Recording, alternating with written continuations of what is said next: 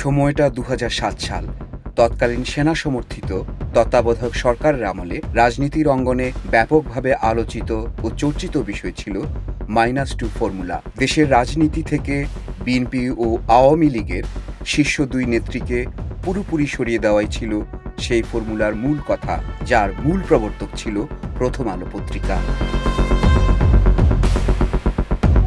1-11-এর পর প্রথম আলো সম্পাদক মতিউর রহমান একটি কলাম লিখেন, যার শিরোনাম ছিল দুই নেত্রীকেই সরে দাঁড়াতে হবে। সেই লেখায় বাংলাদেশকে অকার্যকর ও ব্যর্থ রাষ্ট্র বলেছেন প্রথম আলো সম্পাদক। 2008 সালের 10 মে প্রথম আলোতে নির্বাচন চাই, 11 জানুয়ারির আগের অবস্থায় ফিরতে চাই না শিরোনামে এক মন্তব্য প্রতিবেদনে মতিউর রহমান লিখেন, বাংলাদেশকে প্রায় ব্যর্থ রাষ্ট্রে পরিণত করার ব্যবস্থা মোটামুটি পাকা করে ফেলেছিল 4 দলীয় জোট সরকার।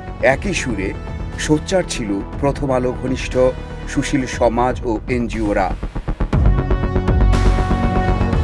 তবে শেষ পর্যন্ত তাদের সেই ফর্মুলা সফল হয়নি।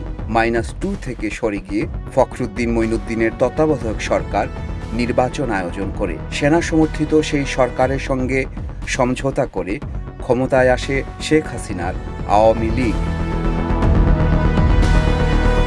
2008 সালে ক্ষমতায় বসে টানা 15 বছর দেশ চালিয়েছে শেখ হাসিনার সরকার। দুর্নীতি, লুটপাট, চাঁদাবাজি, অর্থ পাচার, রাজনৈতিক প্রতিপক্ষের পাশাপাশি বিভিন্ন শ্রেণী পেশার মানুষের উপর নিপীড়ন সহ নানা অপকর্মের কারণে জনবিচ্ছিন্ন হয়েছে আওয়ামী লীগ। পরপর 3টি নির্বাচনে মানুষকে ভোটের অধিকার থেকে বঞ্চিত করে রাষ্ট্র ক্ষমতা দখলে রাখা হয়। টানা 1.5 দশক ধরে চলে আসা এসব প্রবণতার বিরুদ্ধে শেষ পর্যন্ত মানুষ রুখে দাঁড়ায়। সরকারি চাকরিতে কোটা প্রথার বিরুদ্ধে শুরু হওয়া আন্দোলন গণবিস্ফোরণে রূপ নেয়। ছাত্র জনতার অভ্যুত্থানের মুখে 5 আগস্ট ক্ষমতা ছেড়ে শেখ হাসিনা পালিয়ে যেতে বাধ্য হন।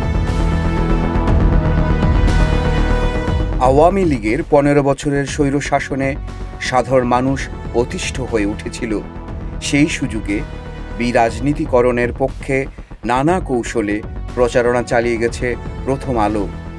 শেখ হাসিনার পতনের মধ্য দিয়ে যখন দেশে গণতান্ত্রিক ধারা পুনঃপ্রতিষ্ঠার সুযোগ এসেছে, তখনও দেশকে রাজনীতি শূন্য করার পুরনো প্রচেষ্টা অব্যাহত রেখেছে একটি মহল।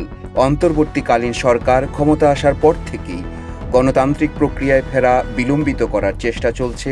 সরকারের ভেতরে এ বিষয়ে তৎপর রয়েছেন প্রথম আলো ঘনিষ্ঠ উপদেষ্টারা। পরিবর্তিত রাজনৈতিক পরিস্থিতিতে -2 এর প্রবক্তারা থেমে নেই। শেখ হাসিনা এখন আর প্রাসঙ্গিক না থাকায় এবার টার্গেট বদল করেছেন তারা।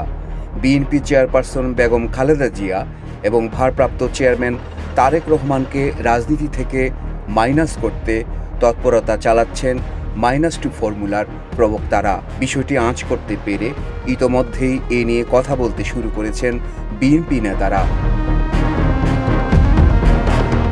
জানা গেছে, বিএনপি চেয়ারপারসন খালেদা জিয়া শিগগিরই চিকিৎসার জন্য বিদেশে যাচ্ছেন। অন্যদিকে শেখ হাসিনা সরকারের পতনের পর 4 মাস পার হলেও দলটির ভারপ্রাপ্ত চেয়ারম্যান তারেক রহমানের দেশে ফেরার পথ প্রশস্ত হয়নি।